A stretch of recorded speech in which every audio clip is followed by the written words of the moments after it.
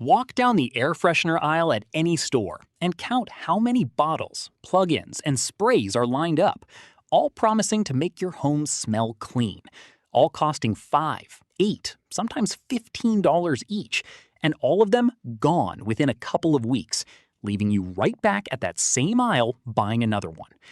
What if the actual secret to a home that smells consistently good for weeks at a time wasn't a spray at all, but a $2 mixture sitting in a jar you probably already own, made from 2 ingredients likely already in your kitchen right now?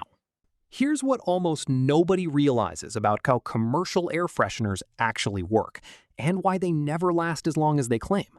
Sprays and plug-ins are built around synthetic fragrance oils suspended in a carrier that evaporates fast, which means the strong smell you get the moment you spray is almost entirely gone within an hour, leaving behind a much weaker version that fades to nothing within a day or two.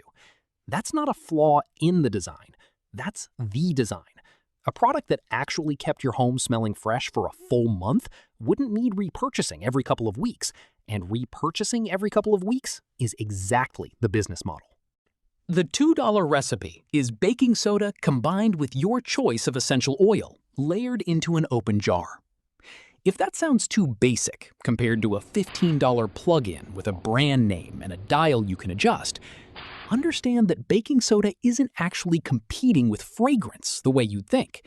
It's doing something sprays and plug-ins don't do at all, which is why this combination outlasts them by weeks, not just hours. Let me explain the actual mechanism here, because this is what separates a genuine, lasting fix from something that just adds a temporary smell on top of an existing problem.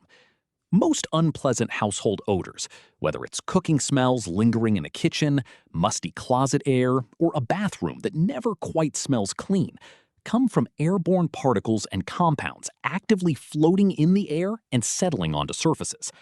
Spray air fresheners work by adding a stronger competing scent on top of that, essentially masking the bad smell with a more overpowering good one, but they don't remove the actual source particles causing the smell in the first place, which is exactly why the bad smell creeps back the moment the fragrance fades. Baking soda works completely differently. It's a natural odor absorber, meaning its chemical structure actually captures and neutralizes odor-causing molecules on contact, pulling them out of the air rather than covering them up. Combined with a genuinely pleasant scent from essential oils sitting right on top of that same absorbing material, you get continuous odor elimination happening underneath a steady, gentle fragrance release, working together instead of one just hiding the other temporarily. Now here's exactly how to make this at home, step by step, so it lasts for weeks the way it's supposed to, instead of fading out in a few days like a candle would. Start with a small mason jar, or any glass jar with a lid you have around the house. Roughly half a cup in size works well for a single room. Fill it about halfway with plain baking soda. Add 15 to 20 drops of your essential oil of choice directly on top of the baking soda, distributing the drops around rather than pouring them all in one spot, which helps the scent release evenly rather than pooling in one concentrated area at the bottom.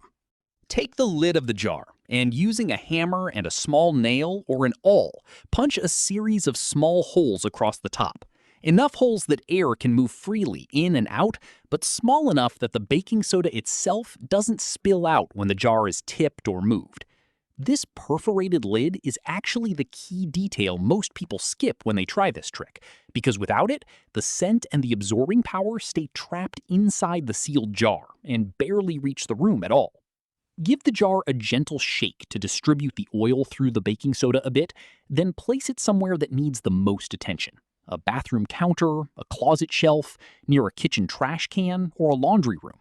Anywhere odor tends to build up and linger longest. Every few days, give the jar a light shake to redistribute the oil and refresh the baking soda's surface exposure to the air, which extends how long that top layer stays effective at both absorbing and releasing scent.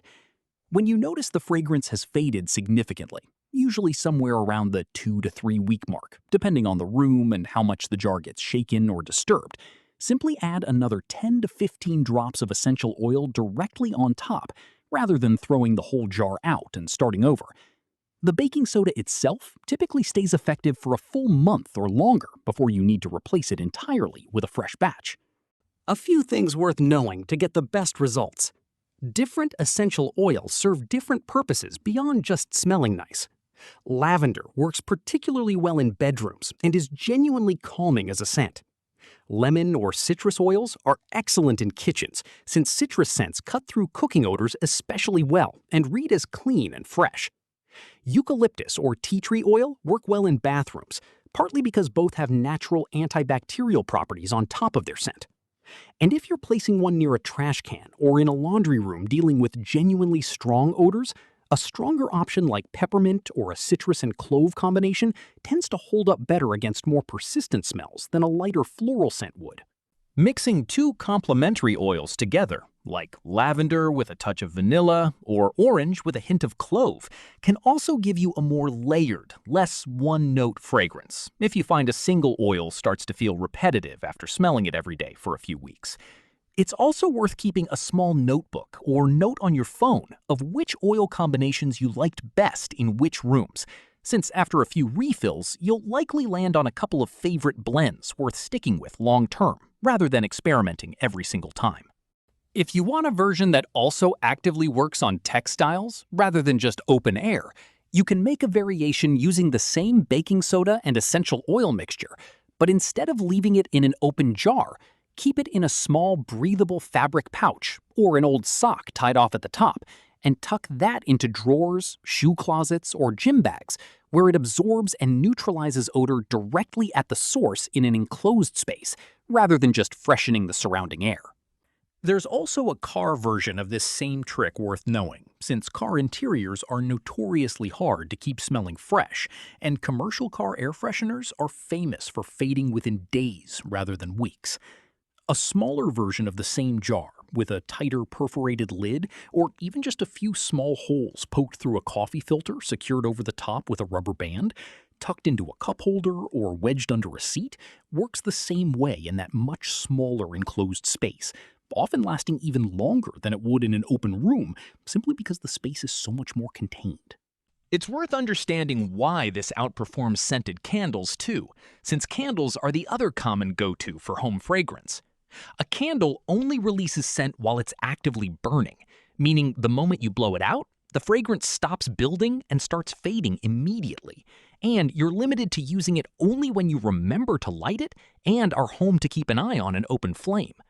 This jar method works continuously, 24 hours a day, without any flame, without needing to remember to turn anything on, and without the soot residue candles slowly leave on walls and ceilings over months of regular use, which is its own hidden cost most people don't think about until they notice a faint gray discoloration above where a candle's been burning regularly for a year or two.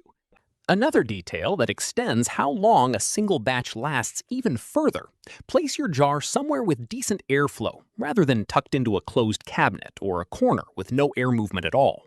A little bit of circulation, even just from a room's normal air movement or a nearby vent, helps carry both the absorbing power and the fragrance further into the room, rather than the effect staying concentrated in just the few inches immediately around the jar itself.